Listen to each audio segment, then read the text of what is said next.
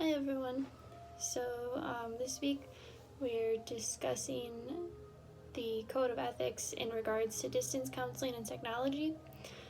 And after looking it over, I thought it was pretty all-encompassing. I couldn't really think of anything that it could possibly be missing.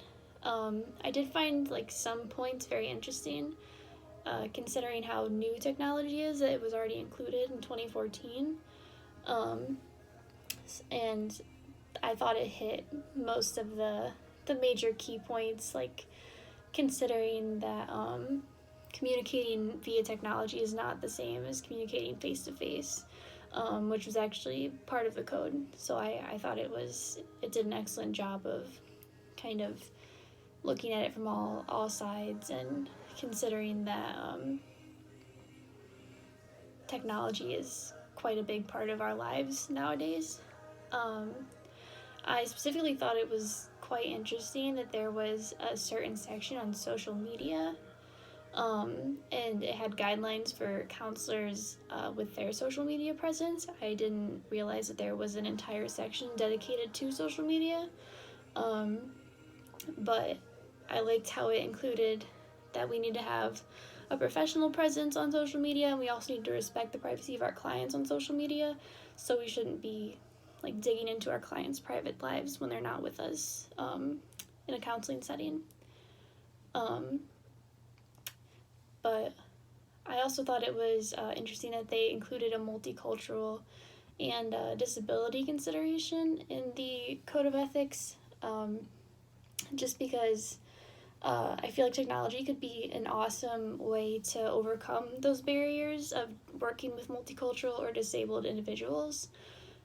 Especially because technology can translate, technology can provide different means of accessibility for these people, and make it much more feasible to receive counseling without having to seek out a counselor who's bilingual or can sign or read sign language. So I thought that was really cool that was included. What else? I also thought the informed consent portion of it was very well rounded. It included all of the main things that I would expect it to hit, especially considering that distance counseling could be used for people that are across the country. So time zones would be something to consider, which I didn't even think about. But it talks about implementing emergency procedures for when the counselor is not available because of the time zone differences. So say a client on the East Coast is calling their counselor on the West Coast. There's quite a few hours of a difference there.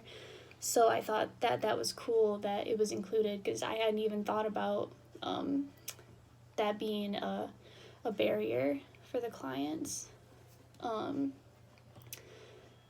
But overall, I thought that things were very well communicated in this section. It hit all the major points, like maintaining a professional relationship, keeping records, and maintaining a professional presence on social media, making sure that your client is who they say they are and that you're not just texting some random person, things like that.